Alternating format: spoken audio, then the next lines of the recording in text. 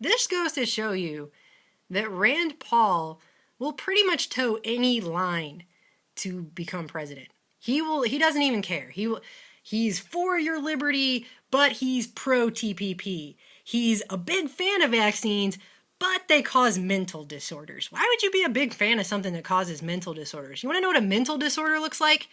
It looks like this face he made in this picture he tweeted out of himself getting a vaccine, where he goes, wonder how the liberal media will misreport this, which I guess was just a big stunt. Who knows what's really in there or if he's actually getting it. But the point is, he would tweet himself out getting the vaccine, making that ridiculous face. But he's a big fan, but they cause mental disorders. And actually, what he said here, he clarified it here after he tweeted this out. He spoke to the Times and clarified it. He actually doesn't think that it causes mental disorders. What he said was, that's not what I said. I said I've heard that people who've had vaccines, they see a temporal association, and they believe that. So he's not saying he even agrees with you, anyone who's anti-vaccines. What he's saying is you believe it causes mental disorders.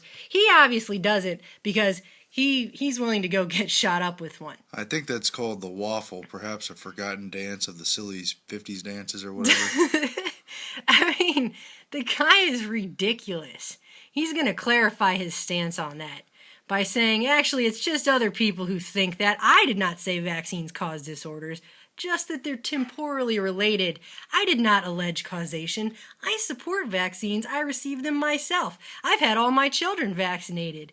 In fact, today I got my booster shot, and I tweeted myself out making that face. Come on, vote for me right now. And I think more broadly, this is what's happening with candidates as the 2016 race is starting, because Chris Christie was in a similar position where he has in the past expressed some degree of sympathy and solidarity with parents who have children with autism, who believe the vaccines are to blame or may be to blame. And he also waffled when he was interviewed and said, well, the important thing is my children are vaccinated, and I'm kind of neither solidly in this issue or out of it. And, he was interviewed and they said, look, you're standing next to a vaccine manufacturing company. What do you say now about vaccines? Basically, they're all being put to the test and let know and reminded who it is that really backs the powers that back the White House and who really runs the country, and to see if they're going to stand up for issues of freedom and liberty when they're in front of the cameras and when all the potential voters are at stake.